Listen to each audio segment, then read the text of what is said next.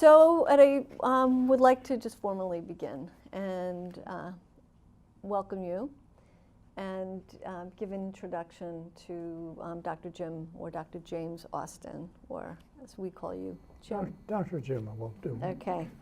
So Jim has a long history in medicine and as a Zen practitioner.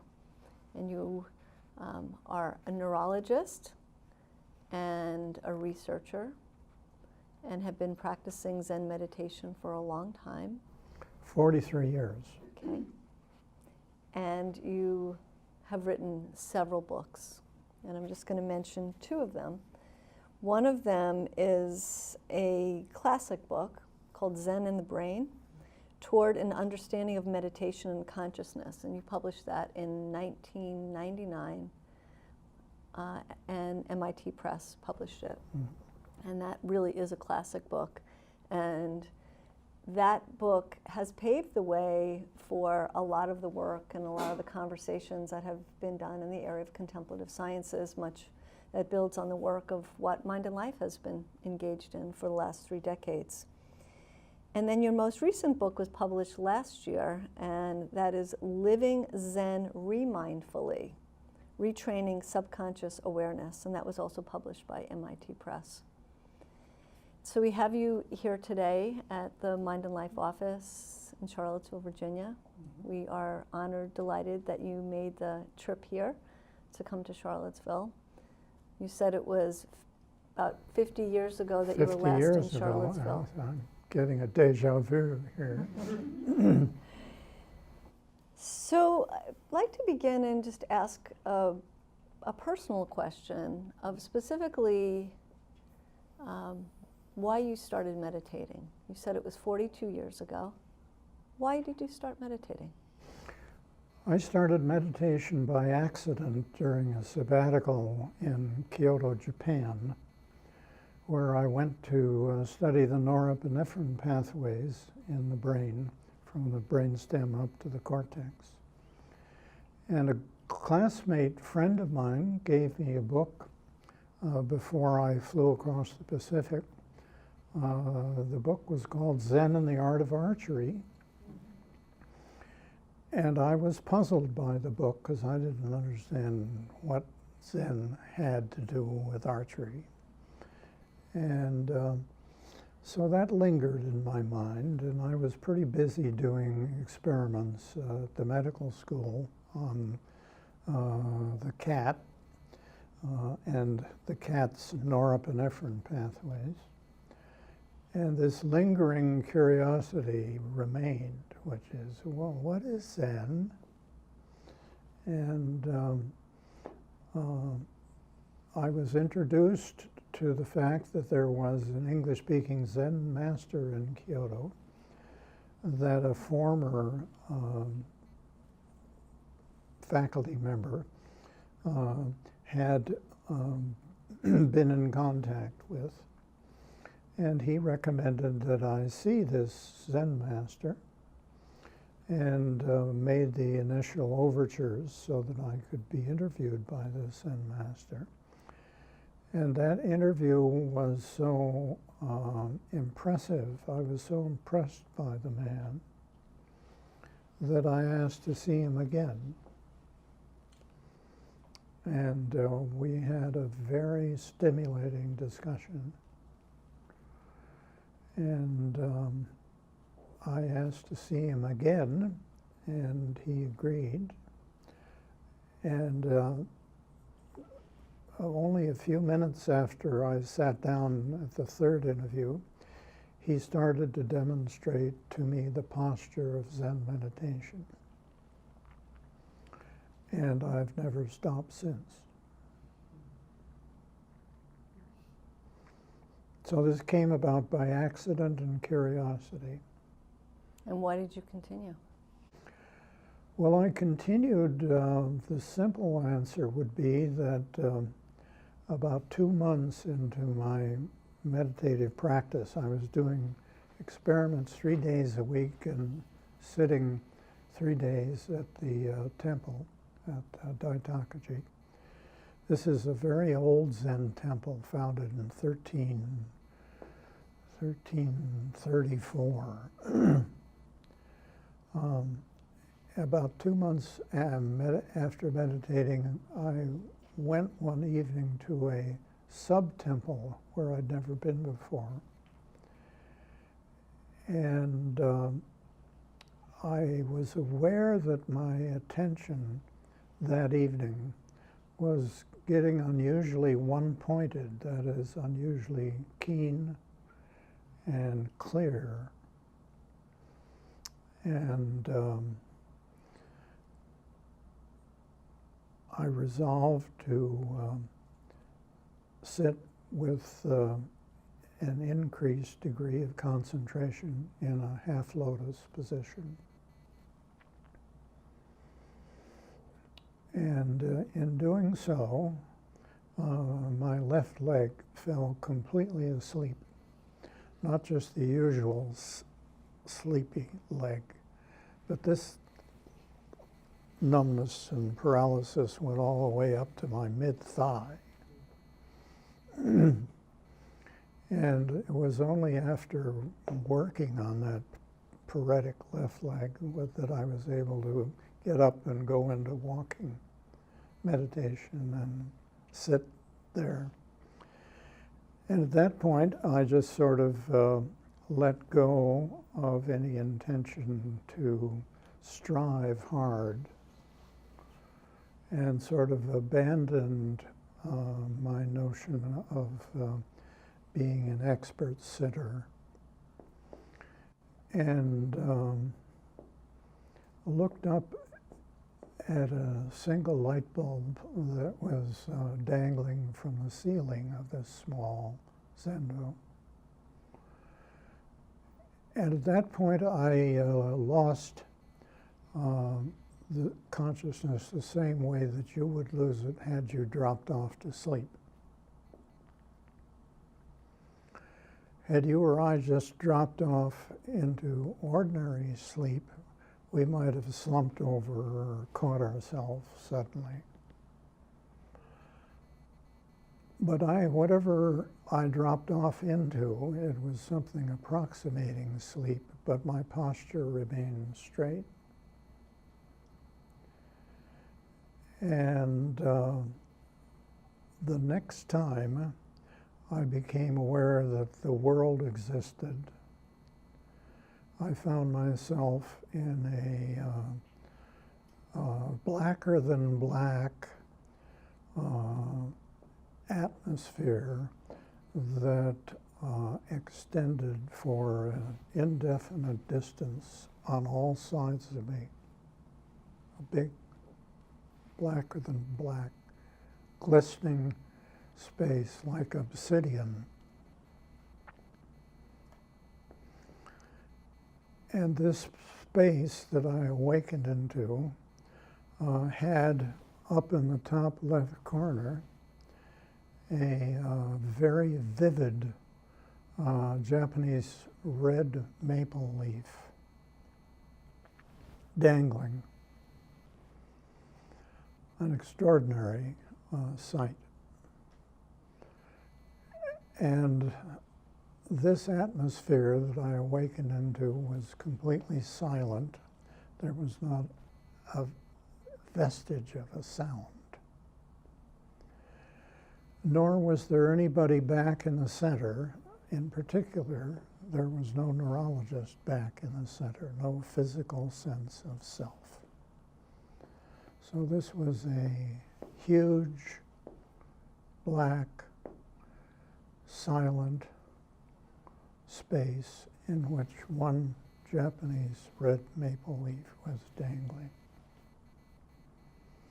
And the space was enveloped by an enchantment, and later on by a blissful warmth that permeated the space. And then, after an unknown period of time, everything went into a diminuendo and returned this person to the person on the mat And it was this experience after I started wondering about it that convinced me as a neurologist that there was something important that neurologists ought to know more about. Because literally I was hallucinating, blind, had lost all my usual sense of hearing, and was enveloped in this huge space that had no end. And this was pretty impressive. This was an eye-opener. I thought, if this is what meditation involves, I better know more about it. Because I didn't know what was going on, that it plummeted me into this unexpected experience. I would learn not long thereafter that this was consistent with what I preferred to call an internal absorption, one of the early jhanas in the Theravada Buddhist tradition. But whatever it was, this was clearly an experience which neuroscience ought to know more about. Because we as physicians are pledged to combat blindness and deafness, not to encourage it. So we ought to know more about it. So that's the short answer to your long question. Thank you. Earlier this year, you gave me an article that you wrote on contemporary Buddhism, and it was published in March of this year. And the title of the article was Old Joshu Lives On. So we'd love to hear your thoughts of why you think Joshu was so remarkable. Well, the article only dealt with a few of the facts about Joshu. Joshu was a Chinese Zen master who lived during the early Tang dynasty. And in his particular tradition, he would be one of the forerunners of the Soto school of Zen, although he wasn't announced as a Soto Zen master. He had his first awakening experience when he was only about 18 or 19. And he traveled all over China, seated and studying with the best masters in China at the time. And when he was about 80,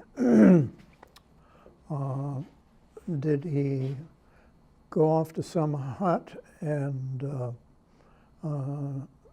gaze at his navel, so to speak, and not do anything important? No. He went to a broken down old temple and helped refurbish it. And for the next 40 years, starting in 80, he taught a Buddhist Zen Sangha, dying at the ripe old age of 120 years. Now, currently in neuroscience, people start talking about superagers when they're 105 or so.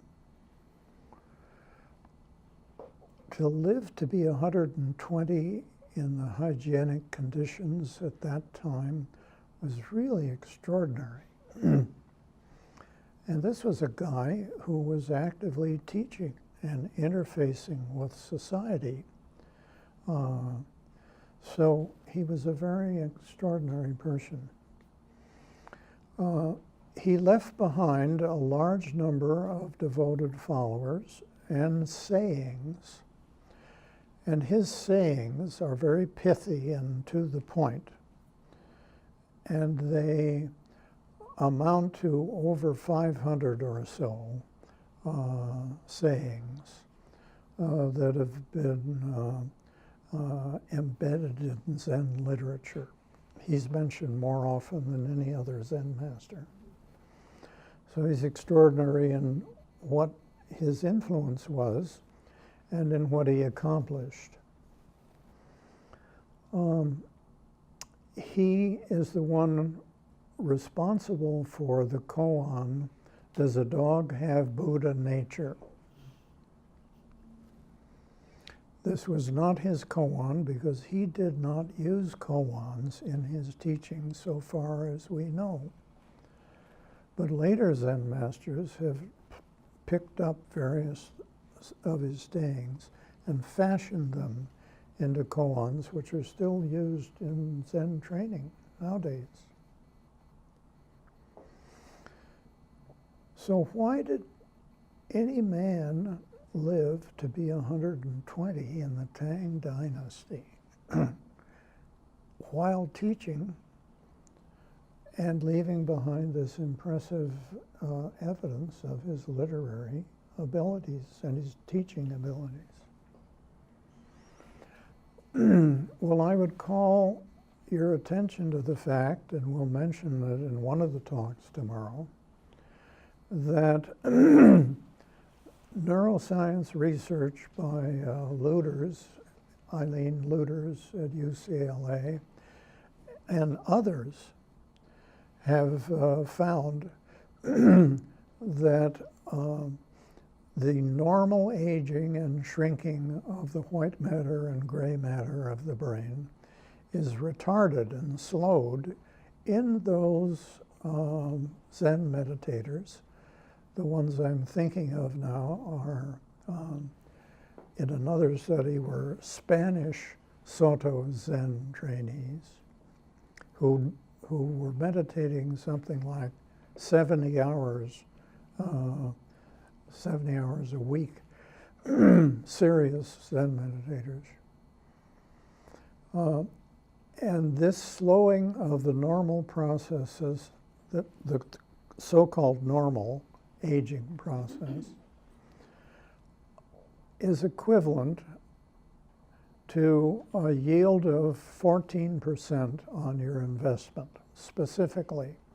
For every year after the age of 50 that you engage in serious practice,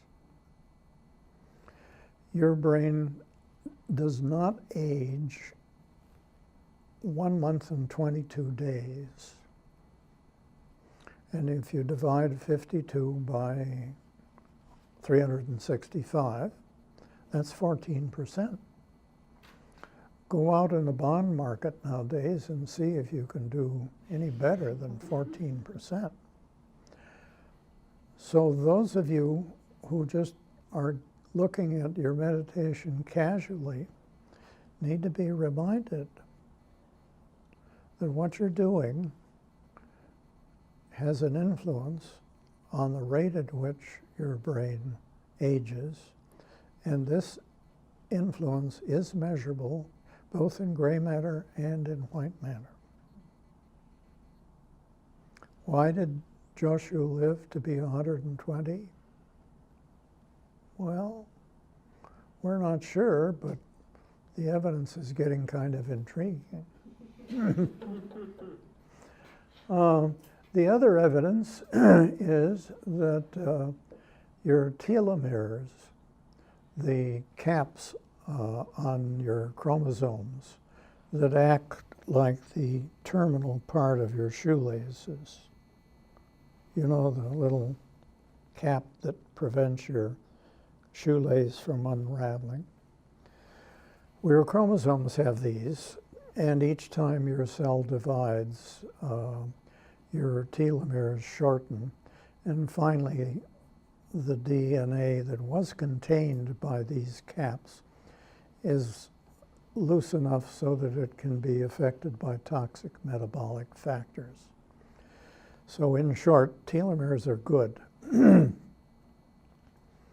And meditators in one study had 9% longer telomeres than their match controls. These are white blood cell, circulating white blood cell telomeres, but in other studies, the telomeres that are found in white blood cells are also associated with a better preservation of the brain white matter. So the correlations are pretty good. And you don't have to be concerned about those nerve cells that are just in your hippocampus, some of which are dividing, even in adult life, and stem cells making new hippocampal connections. Glial cells are hugely important in the function of the nervous system. Oligodendroglia, astrocytes, even microglia are up there, helping our neurons be nourished and supported in other ways. So the telomere connection is another important way that meditation helps reduce the burden of aging on your brain. So the bottom line message is, if you're not already a regular meditator, it's never too late to start. So one more question that I have. So Jim, you are over 90 years old. 92. And you are still writing, you're traveling, you're lecturing, you're full of vitality, you're in good health. Besides meditation, what are other secrets to your Choose your parents wisely. Okay. Any other lifestyle things that? Yeah, eat a prudent diet. I've never been on an excessive fat diet, and I've favored white meats over red meats always. Bernie Beitman will testify to how often I like to play tennis. And so tennis is an important item. I like to play at least once a week. And I've taken, now that the evidence is pretty conclusive, I've taken to working out for half an hour, 2 or 3 times a week at the local gym, Wilson's. Still there, huh? And in my later years, I've been fortunate to find a life companion after my wife died. And the benefits of that companionship in the later decades is very important every day. Thank you. So that would be my recipe. Thank you. Thank you. So I think we have a few minutes for a question or two. So anybody take this opportunity to ask Jim a question? Yes, ma'am. So you were speaking earlier about non-dual perspective and the dual perspective Yes. at dinner. And I'm wondering if there are certain profiles, whether it's genetic, neuroscientific, anything that permits some people to have that experience more so than others. I'm sure there is. I'm sure that there will be people who more readily can shift away from the predominantly self-centered style of life, which is basically narcissistic and egocentric, and can feel more at home, really, with other people, animals, trees, natural things, clouds, sunsets, and so forth, which are basically all taking place outside one's skin. And I think ordinary observation would tell us that there are various people in the world, some of whom are more self-centered, and other people who are sort of innately altruistic. I think that the degree to which self-centeredness takes place can largely be driven, at least in the emotional sphere, by input from the limbic system, in particular by the amygdala, the bed nucleus of the stria terminalis, the extended amygdala and its projections. And this over-conditioning of our fears and our wants, our longings and our loathings that come from the limbic system reinforce the psychic and somatic sense of self and makes it stand out and want to dominate the world.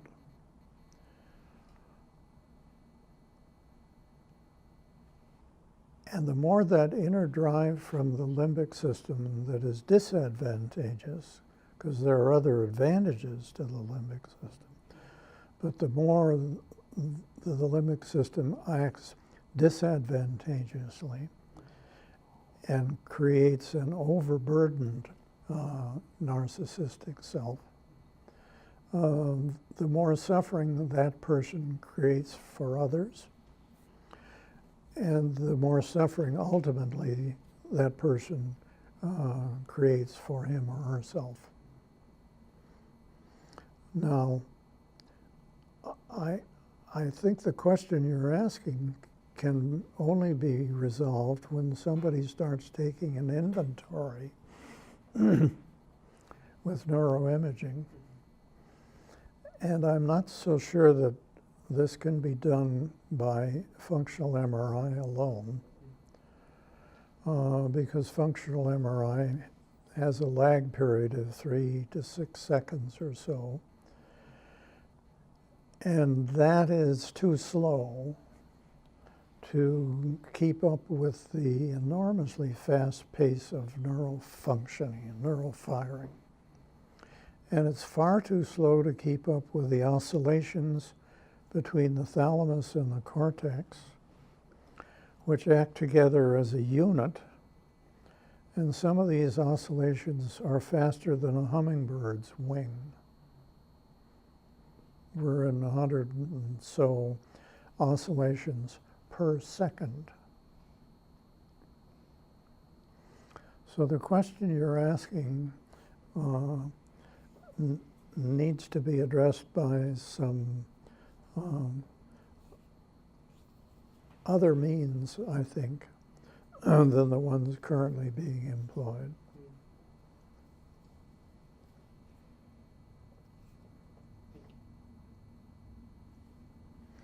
Another way to approach it is to study meditators longitudinally and see the self drop off with time and see the allocentric or the other functional pathways take over. A personal note on that. I became aware several decades ago that when I meditated, after about 15 minutes or so, I would start to see colors and more illumination occur in my left upper visual field up here. What does that mean? My speculation is that it could be the result of a gradual asymmetry in the activation between my right lower occipitotemporal pathways and those on the left, which would throw into relief the projection from those pathways that would be active up here And since they're inferior temporal pathways, they would be coursing through the fusiform gyrus, which is key to some of the colors that we reinvest what we see and recapitulate the visual imageries that we see in the form of color images. And I didn't notice that when I first started to meditate. I didn't notice that big asymmetry. I think that was something that developed. Those are part of what one might call the more ventral, allocentric, other-related pathways that are very different from those related to the self.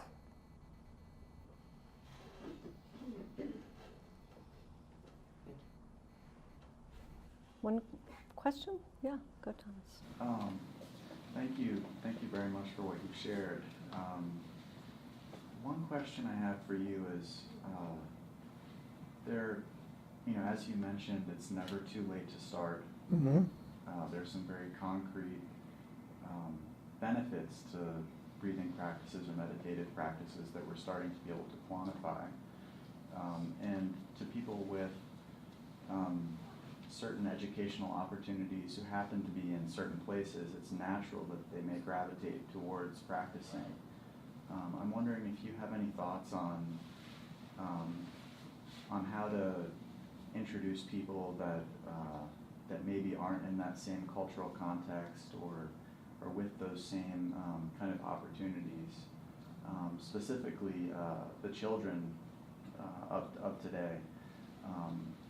How do we introduce people with the experience that you described in your life? Well, I'm not suggesting that a young child be exposed to the experience I had, but in regard to your general question, students, not just in this country, but all over the world, are now being introduced to meditation in their school. So the younger generation is being instructed on how to meditate, and their behavior in class is measurably better by all criteria.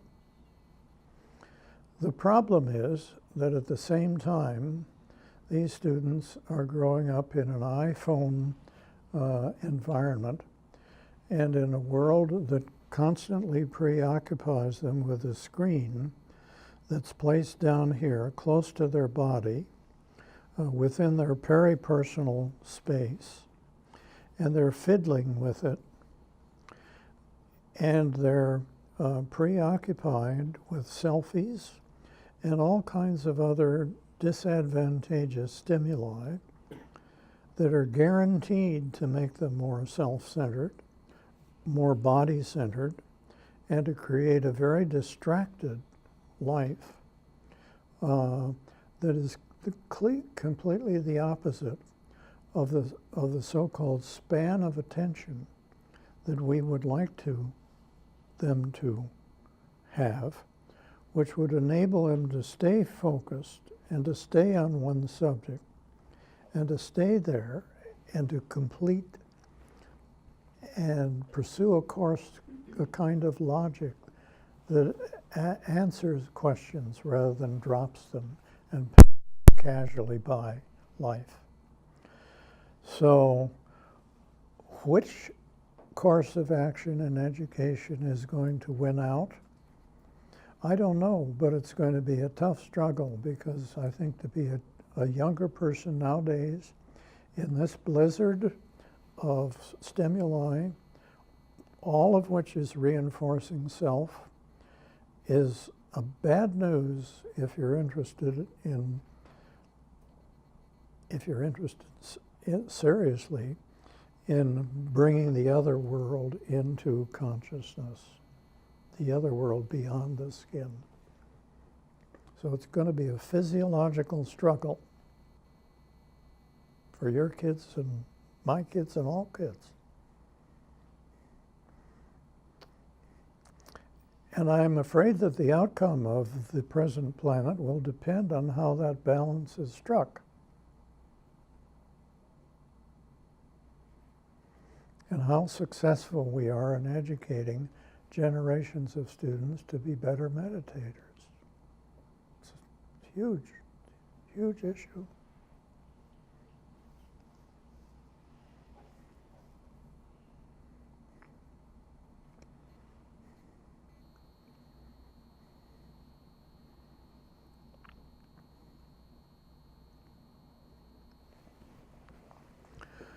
That's a sobering note. I feel I ought to bring out a toy that is currently used by Japanese children.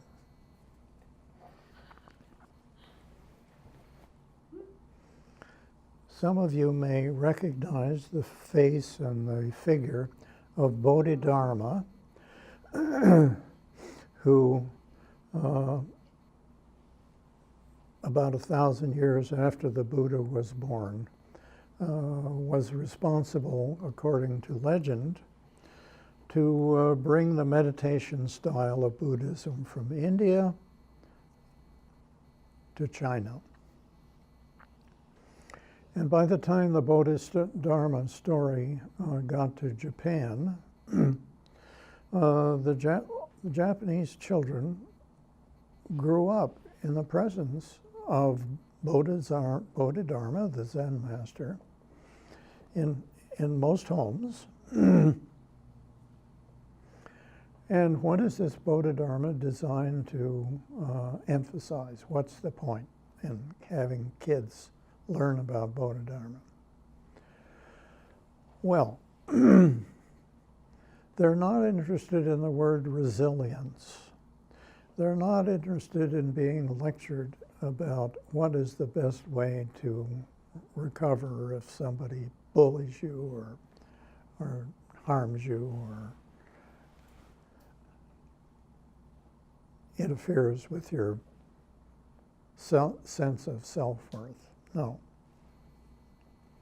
What they're interested in is something that they can demonstrate to themselves in a tangible way as a direct experience. And I'll see if I can demonstrate that to you. Because the Japanese expression that every child learns does not resolve around the word resilience.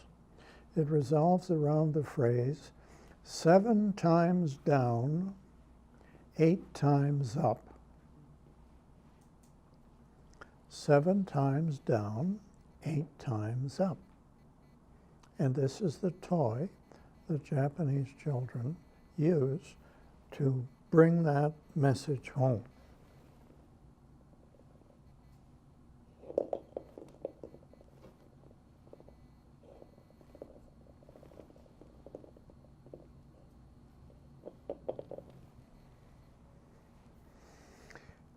It's a toy that's weighted at the bottom.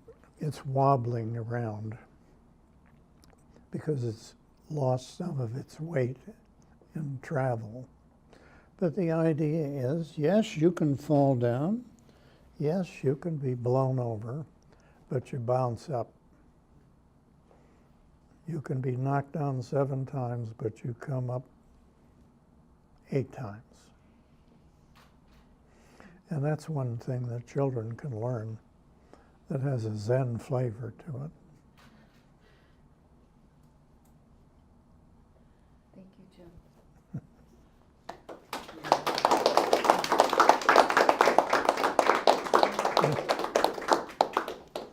So we would love to end with giving you a thank you gift from the Mind and Life team here.